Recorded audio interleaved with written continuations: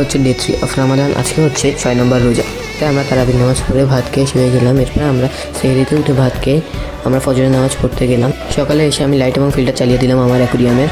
আজকে আমি পোলার period breeding করানোর জন্য একটা সেটআপ তৈরি করব। ওর কাছে একটা আগে বালতি ছিল, ওই বালতিতে আমি পানিগুলো স্টক করে রেখেছি, আগের পানি, যেন ব্রিডিং ভালো হয়। আজকে আমি এটার মধ্যে ব্রিডিং সেটআপ তৈরি করবো পোলার পিরিয়ডের। ফার্স্টে আমি সবগুলো ডাকউইড উঠিয়ে ফেললাম। আমার কাছে কিছু হাঁড়ি ছিল আর কিছু কোকোনাট শেল ছিল, ওগুলো আমরা এগুলোর মধ্যে দিয়ে দিলাম। ওগুলোর মধ্যে হাইডিং প্লেস হিসেবে ওরা ডিম দিবে। ব্রিড করানোর জন্য হাইডিং প্লেস খুবই ইম্পর্টেন্ট। পোলার প্যারট হলে পোলার প্যারট হাইডিং প্লেসের মধ্যে অনেক ভালো ডিম দেয়। যেগুলো চিকলেট ফিশ ওগুলো হাইডিং প্লেসে অনেক ভালো ডিম দেয়। আমি এখানে কয়েকটা কোকোনাট শেল, কয়েকটা হাঁড়ি দিয়ে দিলাম যেন ওগুলোর মধ্যে ডিম দিতে পারে। যদি আপনারা দেখতে চান এগুলোর মধ্যে ডিম দিয়েছে তাহলে আপনারা আমার চ্যানেল অথবা পেজের সাথেই থাকুন। তারপর এখানে আমরা কিছু কাঠবাদাম পাতা দিয়ে দেবো যেন এখানের মধ্যে পানি যেন ব্রাউনিশ হয়, ওগুলোতে ব্রিড ভালো হয়। তারপর আমরা এখানে ডাকউইড দিয়ে দিলাম। ডাকউইড দিয়ে দিলে বেশি লাইট যাবে না আর মাছগুলো বেশি ডিস্টার্ব ফিল করবে না। তারপর আমার এই দুইটা ব্রুড ফিমেল মেল দিয়ে দিলাম। এই দেখুন এগুলোর পেটে এগ স্পট দেখা যাচ্ছে ফিমেলটার পেটে। দিনের মধ্যে ইনশাআল্লাহ এগুলো ব্রিড করবে।